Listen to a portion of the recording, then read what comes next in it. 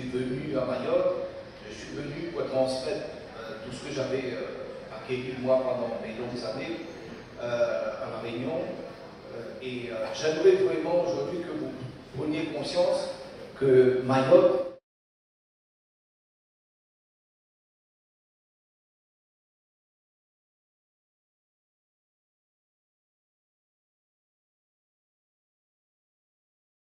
n'hésitez pas à pousser les portes le matin des entreprises et à dire, ben, voilà, j'ai un CV et je sais faire telle chose. Après, il faut aussi savoir parfois s'adapter sur d'autres métiers, parce que tout à l'heure encore, je rencontrais quelqu'un, lui il était plutôt formation DRH, mais il avait l'intention de changer, parce qu'il voit bien que un DRH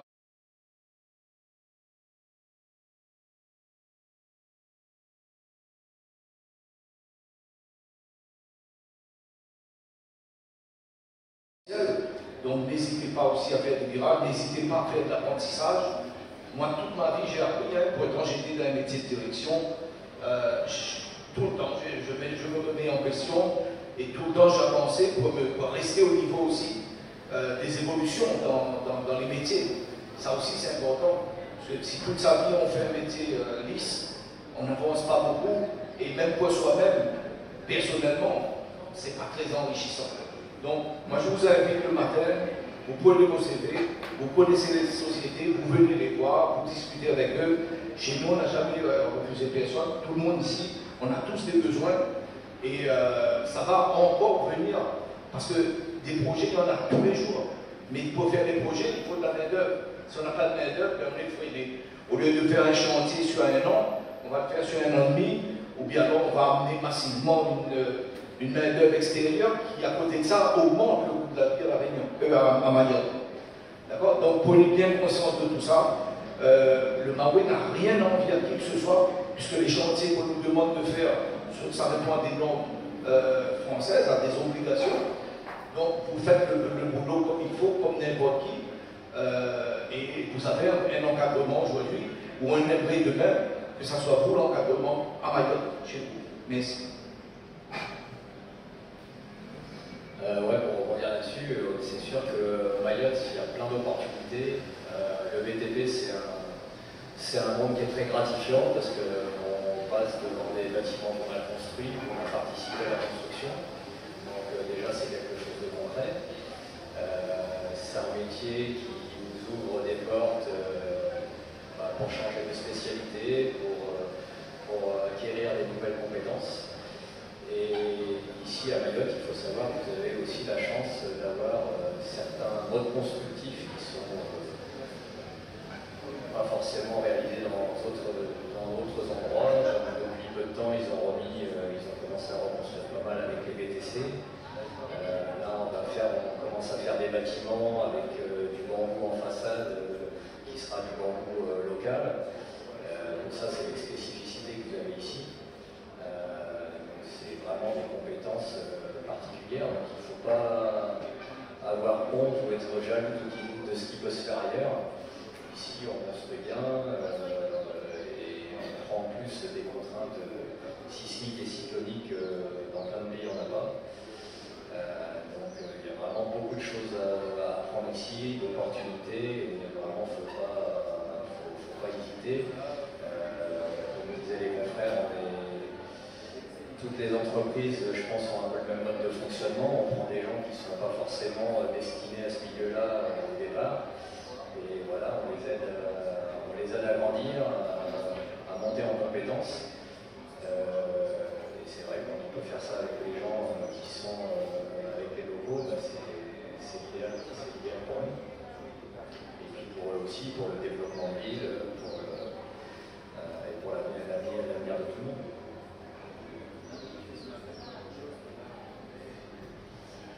Pour revenir sur les opportunités de carrière, on a des exemples très concrets au sein du groupe Vinci où on a des collaborateurs qui sont arrivés ouvriers et qui ont pu, au fur et à mesure, avec leur expérience, les formations qu'on a pu leur mettre à disposition, ils ont pu acquérir de nouvelles compétences, notamment notamment managériales, et arriver sur des postes à responsabilité, d'assistant chef de chantier, assistant conducteur de travaux. Donc des opportunités, il y en a pour tout à chacun qui souhaite s'investir et voilà, évoluer, c'est tout à fait possible. On met forcément beaucoup d'énergie et de moyens dans tout ce qui est formation. Chaque année, on forme sur de la partie réglementaire évidemment, mais également sur des formations métiers pour que chacun puisse après avoir des opportunités en interne. C'est toujours très gratifiant quand un collaborateur a pu prendre un poste qui était disponible et voilà, qu'on a pu le faire évoluer plutôt que d'aller recruter une nouvelle personne.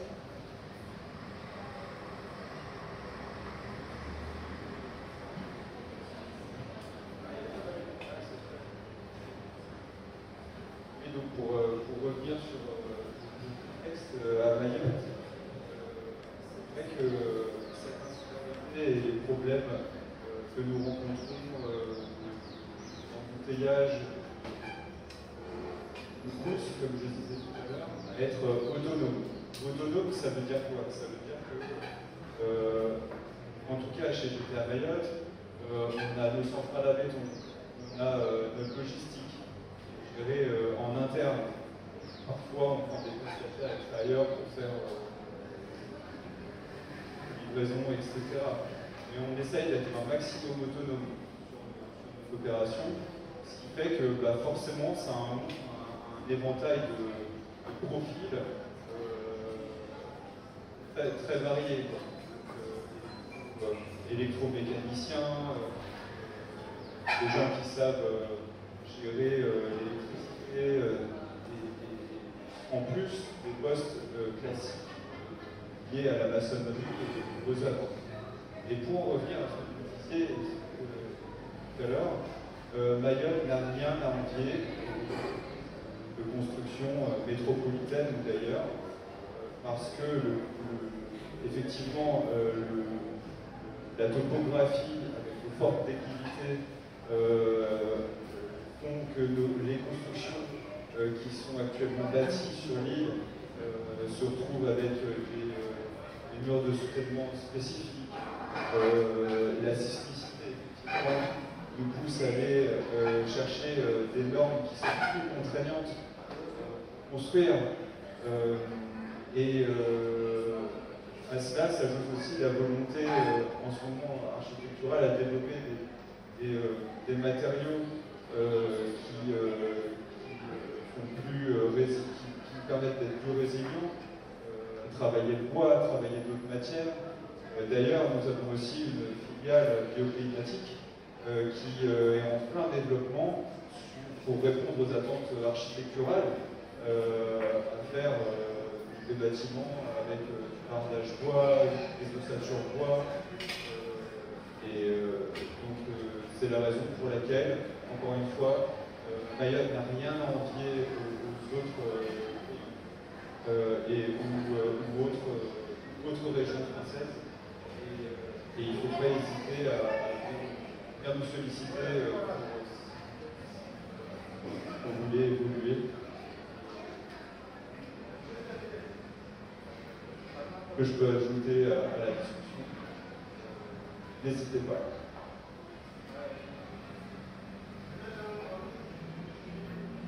Il y a des questions? Oui, je vois une question. Je vais retraduire ensuite.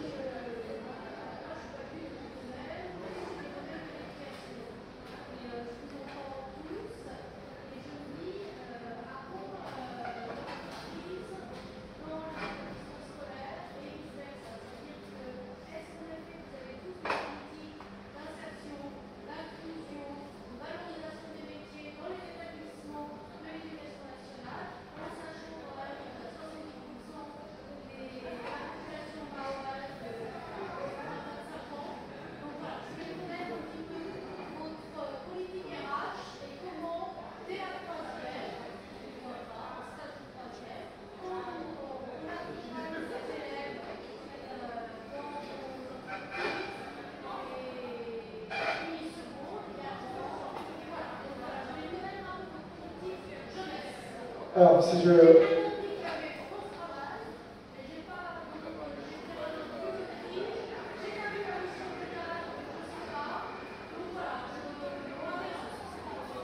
Alors, on a une question d'une enseignante. Pour ceux qui n'ont pas entendu, notamment ceux qui sont en ligne, une question d'une enseignante pour savoir quelles sont les politiques RH menées au sein de ces différentes entreprises pour intégrer les plus jeunes. On parle des élèves de 3e, de seconde, des élèves de lycée professionnel, des élèves de lycée général, savoir comment est-ce qu'ils sont intégrés. Alors, je me permets en introduction de vos réponses, simplement de dire que demain matin, à 9h, on a une conférence sur recruter ou former.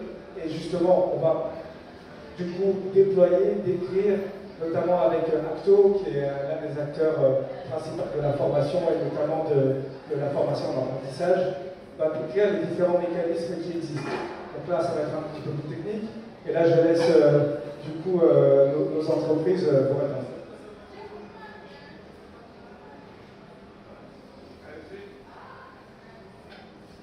Oui, avant que les entreprises répondent pour leur spécificité en entreprise, je vais répondre à la Fédération du bâtiment, puisque c'est le travail que la Fédération fait au quotidien. Il faut savoir que la Fédération travaille en lien direct avec le rectorat. Donc on a répondu à un AMCMA pour travailler ensemble sur les besoins en formation et les ouvertures de classes spécifiques au BTP. On est en train de voir pour que les entreprises du BTP puissent intervenir dans les lycées pour sensibiliser non seulement les lycéens, mais surtout les enseignants. Il faut savoir que c'est les enseignants qui font l'orientation des lycéens, mais s'ils ne connaissent pas les métiers du BTP, ils ne peuvent pas les orienter. Donc ça, c'est en cours. J'ai une réunion avec la DAFPIB la semaine prochaine. Informer en temps réel. Il faut aussi savoir qu'on travaille avec le MIDEF, qui est notre syndicat multi-sectoriel, multi-professionnel, sur tout ce qui est politique d'école-entreprise, donc avec des interventions et des sensibilisations. Et pour prendre un exemple très concret, ce matin, on était au lycée des Lumières, où on a fait une intervention à côté d'autres secteurs d'activité comme Total, EDF, ainsi et moi-même, pour sensibiliser les jeunes BTS du lycée des Lumières, du lycée d'Amadin et de Petite Terre sur les opportunités de travail à Mayotte. Donc, ça prend du temps, on ne peut pas être partout, mais on fait des actions, en tout cas au sein de la Fédé, pour travailler en direct avec le rectorat et les écoles. Je vais laisser la parole aux entreprises, parce que je sais qu'il y a beaucoup d'alternants en interne aussi.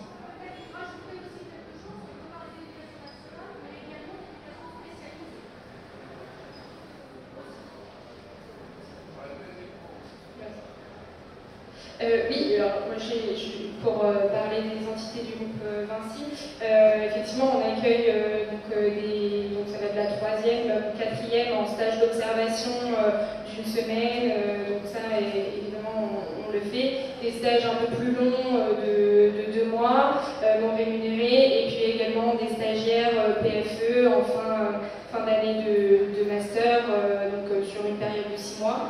On a effectivement ensuite une vingtaine de contrats d'apprentissage en cours sur toutes les entités de l'ADR Vinci. Donc oui, on souhaite être acteur de l'apprentissage des jeunes à Mayotte et dans l'insertion dans le milieu professionnel. Donc comme le disait Audrey, on était participants à la réunion d'information avec les BTS au lycée des Lumières, et on essaye de multiplier les actions auprès des établissements scolaires. Pour côté de mon travail, nous on a un dispositif Avenir Pro. On a déjà commencé à discuter avec l'éducation nationale par rapport aux orientations, par rapport aux interventions pour pouvoir orienter les jeunes dans les lycées. Bon, oui, ce que je voulais dire, c'est, je l'avais dit, dans notre groupe, on a un rôle social, on s'oblige à le faire, parce que nous tenons à cette ligne-là. Nous recevons en permanence des jeunes, depuis la 3e jusqu'à les BTS, les licences, on les reçoit. N'importe quand quelqu'un vient chez nous, dans tous nos services, nous avons des jeunes. Et chez nous, on ne vient pas juste pour faire un stage ou faire une période de stage. Chez nous, on s'attache à demander un programme. Et on suit le programme et ça, on y tient. Donc, on s'oblige à chaque fois à suivre un programme, à recevoir toutes les fins de semaine l'élève pour tirer avec lui les conclusions. Qu'est-ce qu'on a appris toute la semaine? Est-ce qu'on a suivi le programme? Et tous les professeurs qui nous reviennent, le retour qu'ils ont de ça, le résultat il est simple, hein, c'est que les élèves qui après se présentent à l'examen, ils ont un dossier qui tient la route. Donc chez nous, n'importe quand vous venez, il y a des apprentis de partout.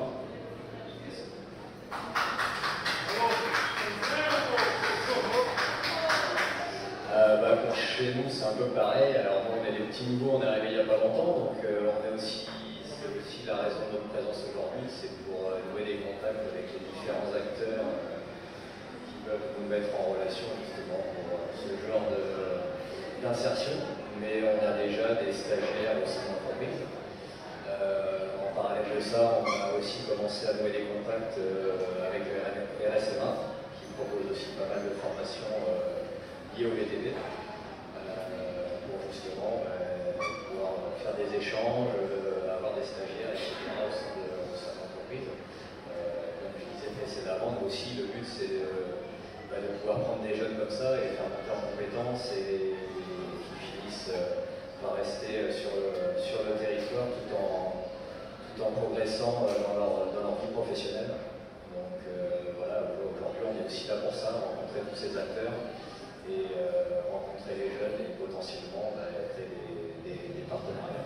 Voilà. Je vais aussi apporter une petite contribution, si vous permettez. Si j'ai bien compris la question, c'est où on est l'entreprise par rapport aux jeunes, avec la politique d'insertion et tout ça. Déjà, j'avais tout à l'heure apporté un petit témoignage quand le sous-préfet était là. Vous avez un chef d'entreprise qui a monté tout seul le salaire. C'est une entreprise qui a pris le risque de monter le salon, il n'y a pas d'espace. Financièrement, il a dû aller chercher le financement, enfin, on appelle ça les aides et tout ça, mais il va rester. Oui, je vous dis, c'est une entreprise qui a monté ce salon, c'est de 1. De 1, oui, je sais. De 2, vous avez parlé, j'ai entendu, je vais parler des entreprises, vous avez parlé de, comment ça s'appelle, une mission locale. Il faut savoir que la réforme actuelle englobe il y a une réforme, c'est plus par l'emploi mission locale, c'est France Travail. Donc le travail, une étroite collaboration maintenant avec. C'est pratiquement la même boîte. Donc si la dame est là, c'est qu'elle représente aussi mission locale. De 2. De 3, on n'est pas venu d'une invite. Parce que quand il est venu nous voir nous, elle me dit je suis un emploi, un salon d'emploi. Elle dit voilà, il y a des offres d'emploi, il faut qu'on mette des gens en face. Donc chez nous, les DEF, quand je dis les DEF, c'est-à-dire les représentants des entreprises ici présentes, on a une convention. Ça ne va rien. Avec le rectorat d'ailleurs. Est-ce que vous êtes du rectorat, c'est ça? Non, c'est même peu importe, quelle que soit la forme. Avec le rectorat, on a aussi demandé à France Travail de constituer des viviers. Des viviers des personnes prêtes à l'emploi. Parce que les entreprises de Mayotte recrutent, contrairement à ce qu'on pense. Elles sont en difficulté. La RH est en difficulté. La fonction RH est en difficulté. Elle est en souffrance. D'accord? Il n'y a pas tant de. Sincèrement, il n'y a pas un territoire qui est autant tourné vers la population où les entreprises sont autant tournées vers la population. La seule problématique, c'est que ça ne matche pas parce que, malheureusement, les entreprises ont des impératifs de résultats et ils ont du mal avec ça. Il faut bien aussi qu'elles survivent. Et donc, pour aller chercher, il faut chercher le bon. Elles ont le droit, c'est cela. Pour autant, elles n'ont jamais tourné le dos. Pourquoi? Parce que si je fais écho aussi à la convention, beaucoup de chefs d'entreprise se sont mobilisés l'année dernière. Juste exemple. Il y a plusieurs exemples, mais je donne 2 exemples quand même. Ils se sont mobilisés pour jouer le rôle du parent. On est un club des parents d'élèves. Les chefs d'entreprise, ils se sont donnés de leur propre papier, ils se sont investis, qui ont investi de leur propre personne, c'est ça la phrase exacte? Pour accompagner ces jeunes jusqu'à je ne sais où. En tout cas, ils ont joué le jeu. À ce jour, ils sont en contact avec eux. Je dirais même que ces gens-là, les jeunes, c'est eux qui ont voté. parce qu'ils n'ont plus donné signe de vie, quand bien même les chefs d'entreprise leur couraient après, pour les installer en métropole notamment. Donc, le club des parents, qui existe au jour d'aujourd'hui, il accompagne, il s'est engagé à accompagner les jeunes, en plus de ce qu'ils font, à titre personnel, ils accompagnent ces jeunes, on en a au moins une vingtaine, je dirais une dizaine d'entreprises, mais dans une vingtaine sont concernées. Et je termine avec quelque chose, parler de métier. On a mis en place une caravane du MEDEF. L'entreprise, à la rencontre des jeunes, la relation avec l'entreprise, cette semaine, l'événement il est pour la semaine fin novembre. Et bien, il n'y a pas une entreprise qui a dit non, j'y vais pas. On a fait une dizaine de vidéos, et c'est tout l'ailleurs. C'est pas genre, oui, il y a des gens qui vont venir en entreprise pour visiter, non. Ah bon, ok, on vient et on prend le chef, et le chef accueille les jeunes. Je donne l'exemple de Total. La directrice générale, elle-même s'est mobilisée pour accueillir les jeunes. La DRH, ils ont passé toute une journée avec eux, filmés, avec bien sûr la mise en valeur de leur métier. PTPC, Vinci, avec les SNAE. Voilà. Et ces films-là, ils ne sont pas à la poubelle, ils sont entre les mains du rectorat. Et chaque année, on les ressort, notamment cette année, pour qu'ils fassent le tour des lycées. Et à chaque fois, quand je demande aux entreprises, je leur dis voilà, on va mettre en valeur le métier, on a fait ces vidéos, je viens. Et France Travail a dit la même chose. On est là, on sera là. Et on reste pas, bien évidemment. Vous comprenez? Voilà, c'est vraiment. Je rends hommage aux entreprises qui sont là, qui vraiment ils font. Parce qu'ils sont en souffrance. Autant les jeunes sont en souffrance, je reconnais. Autant les entreprises sont en souffrance. Merci.